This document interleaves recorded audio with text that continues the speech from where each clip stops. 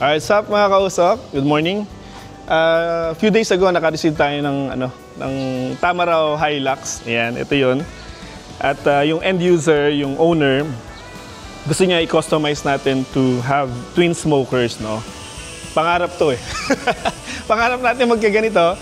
Pero yan, bago pa tayo magkaroon ng ganyan, magkakaroon tayo ng pagkakataon, opportunity to build a smoker rig installed dito sa drop side ng Tamaraw Hilux. Yan. Ganda oh, puti no? Ang plano natin dito, magkakaroon siya ng utility rack, probably canopy. Yan. And then yung utility rack na yun, magkakaroon siya ng installed awning tent. No? Para naman may awning tent on both sides para covered yung crafter natin habang nagluluto siya. And I'm planning to have a provision ng grill. Siguro mga pull-out grill. Yan. And then siguro a small compartment para lagayan ng wood.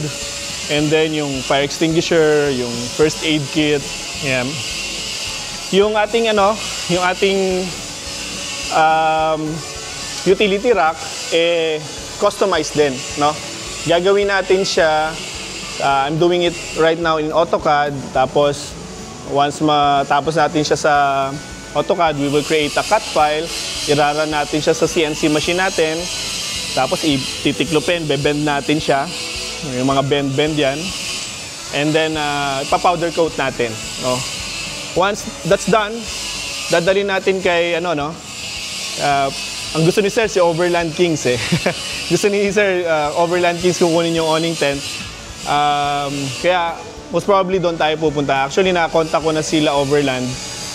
Hindi naman si Sir Joel, siguro yung sales lang nila. Kasi I'm a fan, I've been watching them too. Pero hindi pa ako nakakapunta sa kanila. YouTube pa lang. Anyway, and then yung smoker will be side by side, no? Talikuran sila. Kabilaan yung magiging pintuan niya.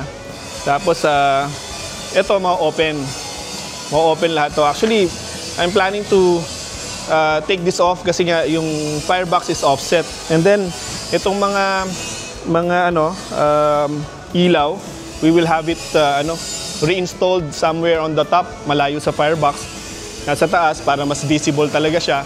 And then we will add yung brake lights din and tail lights doon sa likuran, no? Yan. And then this side, pagka inopen siya, magkakaroon siya ng stainless na countertop para mas madaling linisin, no? Gagamitin nila at ma-utilize nila for meat preparation or parang plate counter nila. Ayan, so we will see. Tingnan natin kung ano yung mangyayari. So sundan nyo lang yung ating build at